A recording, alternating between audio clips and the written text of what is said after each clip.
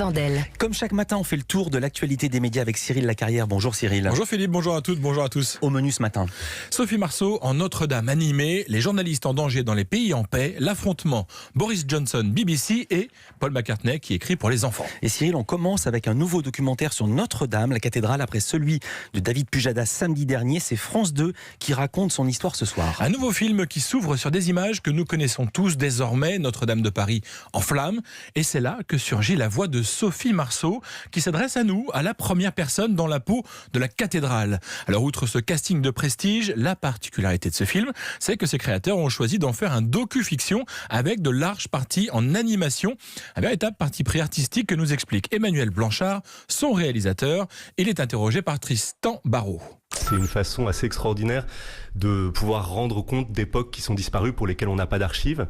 Dans le cas de Notre-Dame, il n'y avait pas tellement d'autres solutions parce que raconter cette histoire avec des reconstitutions, c'était tout simplement pas envisageable. Là, grâce à l'animation, on peut faire revivre le Paris du Moyen-Âge, d'ailleurs à plusieurs époques, le Paris de la Révolution française, le Paris du 19e siècle, et montrer vraiment toutes les étapes de la construction jusqu'à l'époque de Viollet-le-Duc au 19e. Des vrais comédiens qui jouent des scènes et qu'ensuite on incruste dans des univers en 3D. C'est un processus très long, c'est pour ça que ça nous a pris si longtemps. D'abord, on les incruste dans un décor simple et ensuite ce décor, on va venir le peindre et l'éclairer pour donner l'image que vous voyez dans le film. Vous l'avez entendu, ce film a été un travail de longue haleine et c'est un projet qui remonte en fait bien avant l'incendie de Notre-Dame. On écoute à nouveau son réalisateur. C'est un documentaire que j'ai commencé à faire il y a environ 3 ans. Et évidemment, j'avais pas prévu l'incendie. D'ailleurs, je n'ai rien à voir avec cet incendie. Et on avait choisi de faire ce documentaire aussi parce que le lien des Français, on peut dire même des habitants de notre planète avec Notre-Dame, est très fort. Et de ce point de vue, en fait, l'incendie a agi plutôt comme un révélateur. Hein. C'est pas sorti de nulle part, la grande émotion qu'il y a eu autour de cet incendie. Et le film raconte l'histoire de Notre-Dame avant l'incendie. Elle, évidemment, maintenant, elle inclut l'incendie, mais l'incendie est vraiment une des épreuves qu'a connue Notre-Dame dans sa longue histoire, mais pas la seule. Une épopée de 8 siècles avec des images parfois bluffantes. Si vous aimez l'animation, vous n'y serez pas insensible. Et c'est aussi une bonne manière d'attirer les plus jeunes vers une des histoires emblématiques de notre pays. Notre-Dame de Paris, l'épreuve des siècles, c'est à 21h05 sur France 2. Tout à fait autre chose, on va passer au droit du foot. On les croyait perdus, pas du tout. Revoilà Mediapro. Oui, le groupe sino-espagnol qui sera le principal diffuseur du championnat de France de foot à partir de l'été prochain s'est offert hier l'essentiel des droits de la Ligue Europa et de la toute nouvelle Ligue Europa Conférence. Une information de nos amis de l'équipe. En tout, cela représentera 266 matchs par saison. La semaine dernière, on se souvient que Canal+ avait de son côté acheté la meilleure affiche de l'une ou l'autre compétition. Cyril, Reporters sans frontières a publié son fameux rapport annuel concernant les violences faites aux journalistes. Et le nombre de journalistes tués est historiquement bas, je cite, révèle RSF, qui rapporte que 49 sont morts cette année, une baisse de 44% par rapport à l'an dernier, qui s'explique surtout par une forte diminution des journalistes tués dans les pays en guerre. La situation est en revanche préoccupante pour les pays en paix. On écoute à ce sujet Pauline Havès-Mével, la porte-parole de RSF. Elle est interrogée par Louise Bernard. 59% en fait des journalistes sont tués dans des zones de paix, des démocraties carrément. Les journalistes d'investigation sont visés partout dans le monde par les réseaux, par des mafias, par des gouvernements et en fait ils dérangent plus, ils sont plus organisés. Il y a des morts sur le terrain, les manifestations, la difficulté de couvrir les rassemblements, les mobilisations exposent plus les journalistes et c'est une des raisons qui explique sans doute que les journalistes soient plus nombreux à mourir dans des pays en paix que dans des pays en guerre, comme c'était le cas auparavant.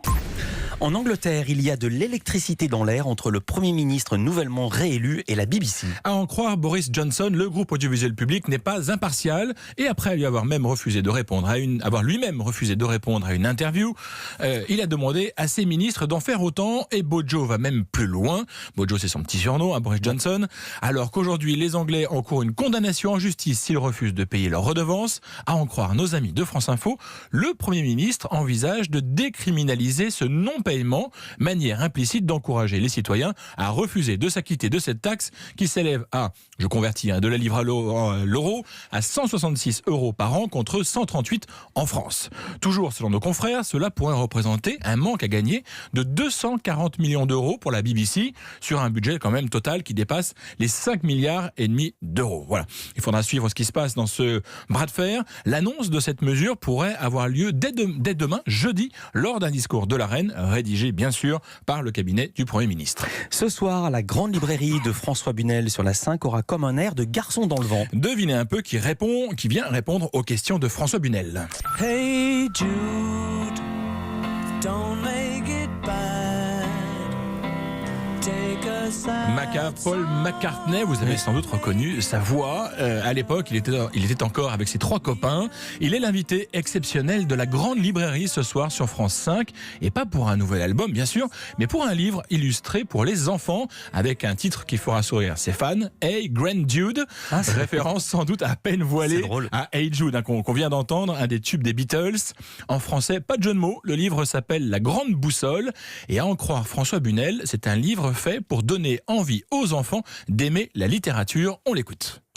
Si vous voulez demain que vos enfants lisent, montrez-leur ce qu'est la lecture. Lisez-leur à voix haute un livre le soir avant qu'ils s'endorment et ainsi ils deviendront dans quelques années des grands lecteurs. Et c'est très exactement le sujet du livre de Paul McCartney. C'est l'histoire d'un grand-père qui est un peu hippie, qui est un peu musicien, qui est un petit peu McCartney en fait, qui raconte des histoires à 4 gamins qui n'ont absolument aucune envie ni de dormir ni de passer leur temps à la campagne avec le grand-père. Mais tout à coup, par la grâce des histoires, il va les emmener dans des endroits totalement fous. Bref, il va faire fonctionner leur imagination. C'est bien la définition de la littérature. C'est un éloge de l'imaginaire et un éloge de l'histoire lue à voix haute. Si vous aimez Paul McCartney, vous savez ce qu'il vous reste à faire. Vous branchez sur France 5 à 20h50 pour ne pas rater cette grande librairie aux airs de Liverpool.